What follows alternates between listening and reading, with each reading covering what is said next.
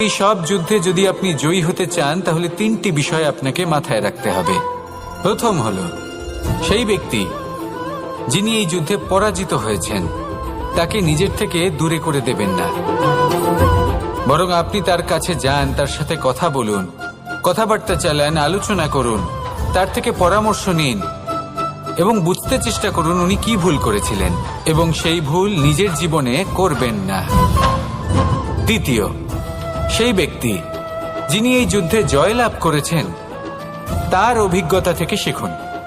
তিনি কি কি পদক্ষেপ নিয়েছেন, কিভাবে তিনি প্রারব্ধের গতিপথ বদলে দিয়েছেন, কোথায় বুদ্ধি প্রয়োগ করেছেন আর কোথায় বল প্রয়োগ করেছেন, এই সব কিছু তার থেকে শিখুন। এবং তৃতীয়, আপনার নিজের বিবেক, তার কোনটা উচিত বোধ হচ্ছে কোনটা অনুচিত বোধ হচ্ছে সেটা বুঝে নিন। যদি এই